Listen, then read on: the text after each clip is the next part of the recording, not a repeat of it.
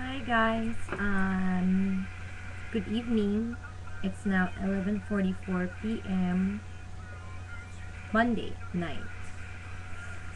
Ano masasabi ko? Long time no see. Hindi naman sa sinasadya kong gumawa ng vlog. I've been meaning to vlog countless of times already. In fact, I have attempted quite a few number of times before. Kaso lang, minsan nagkakamali. Tapos sinatama na akong umulit. I've been stressed with work these past few months because we've been getting more and more new students. We're asked to work for more hours non-stop. So, back-to-back conversation tutorials to ngayon. And we haven't been getting paid on time pa. So, nakakawalang motivation yung nangyayari sa akin ngayon.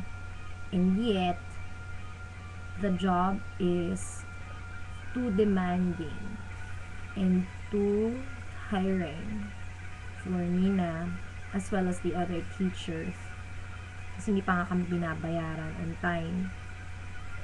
In fact, I haven't been paid properly since May. At anong buwan na ngayon, no? July. Kamusta naman? I am terribly broke kasi, syempre, tuloy-tuloy pa rin naman ang expenses ko regardless kung nakukuha ko yung sweldo ko or not. So, most of the time, puro cash out ako. And then, my pay hasn't been given to me yet. I want to quit na sa aking job. Pero, marami akong may iwan na trabaho at stress sa mga co-workers ko. Nakakahiya naman kasi Jin, one of my friends and also one of my co-workers, she's a very good friend of mine and she was the one who suggested this gig to me. This one actually was the job that got me out of Pizza Hut. So, nakakaya lang sa kanya kasi parang utang na loob ko sa kanya na binigyan niya ako ng mas rewarding na job kesa compare dun sa napaka-mundane and routinary job ko sa Pizza Hut. Kaso lang ngayon, I can't blame this on her naman because she hasn't been getting paid on time as well. There's actually something wrong with the owner. Kasi, ang dami niyang cash out ngayon for the new materials kasi lumipat na kami sa bagong office, so nag-invest siya ng malaki sa computers, sa supplies, sa furnitures, sa shelves and stuff. So marami, alam, I can understand na marami siyang cash out, pero di ba, this is business. Kahit na hindi na ibabalik sa kanya yung inilalabas niyang pera, he's still supposed to pay us. But perhaps it's also partly our fault for becoming too personal with him. So I think he is under the impression that we would understand. Well, I understand. We understand his situation. Pero dude naman, sana nagbabayad ka kasi kung hindi ka namin pinasukan dahil hindi mo kami sinusweldohan, lalong na-leche-leche yung trabaho mo, diba? Yung mawawalan ka lalo ng business. So, yun.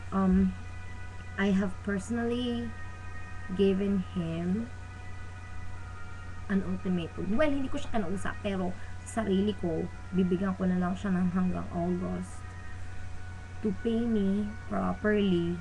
And then I've told Jin about it as well. If I still don't get paid by August, I might just quit the job. Hindi naman kasi mahirap maghanap ng trabaho dito eh. As long as, especially pag estudyante ka dahil pinaprioritize ka nila. So, I think it will be easy for me to get a new job. It won't be a problem. So, it's not about looking for a new job that bothers me. It's just that nahihiya lang ako sa mga katabaho ko who are suffering like me. Kasi iwanan ko sila. Pero shoot naman, hindi na nga ako humihingi ng pera sa mga tao dito sa bahay. Tapos hindi pa ako binabayaran. Parang nag-charity work lang ba ako? Of course not. I am working to pay my bills. I am working for my shopping money. I am working for my allowance in school. May pinupuntahan talaga yung pera na na-earn ko. So, yun lang. I'm just pissed off recently and stressed dahil ng dami-dami kong estudyante. Alam nyo bang minsan nagtatrabaho ako ng 7 hours straight, wala pang walang break, walang food, walang water break, walang washroom break. Yung sobrang nakakangarag talaga. And it's starting to displease me and I'm losing motivation. So, yun. Napakalungkot ng summer ko. And I actually even thought that it would be fun, with the lack of school and papers. Pero yun, stress pa rin siya. On a lighter note, I have once again taken up studying the guitar. Nakakapag-strum na ako ng matino. My first song is actually Amazing Grace. Irony of all ironies, no? Hindi ako nagsisimba and stuff. And yet, the first song I ever learned to play is a religious song. So, kamusta naman? Ano pa bang ginagawa ko? I bought roller blades for $4. At yan, I've taken up rollerblading as well. So, masaya. Aside from that, yun na ang buhay ko ngayon. Well, the family has been going out naman, so hindi naman masyadong boring pag weekends. Pero most of the time, I usually spend it at home preparing for my students. Actually, ngayon nga, wala na naman akong tulugan kasi I would be having 7 hours straight back to back of tutorials tomorrow. So, yun. Sucks. Ano pa ba? Well, ito nga pala, Jamie. Nabili ko na yung shoes. I suggest you buy the black cropped hoodie.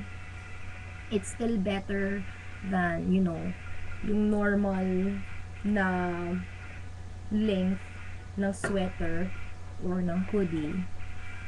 Dahil, pag yun, papangit yung bagsak nung dress itself. So, at least kung crop siya dito, it still falls dun sa may before your waist area. Para makikita talaga yung shape ng damit mo.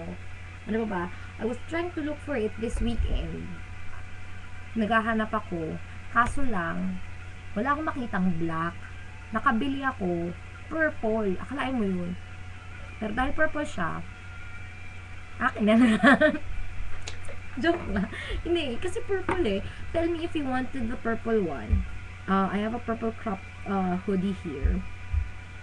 Walang black eh. Hindi ako nakakita ng black. And I know that you need it right away. So, I might be sending the package within this week. Hopefully within this week. I'll tell you the tracking number as soon as I drop it off the post office. Or if it will take longer than, 2 weeks, UPS ko siya. Or kung ano mang shipping express services dito. Ayun lang. Oh, and send me a copy of the grad pic para makita ko naman nakakaliw, diba? At yung picture ng damit. Yun lang. Gusto ko na makita aliw. And I'm running out of time. I will talk to you soon. At yun lang. Thank you. Bye-bye.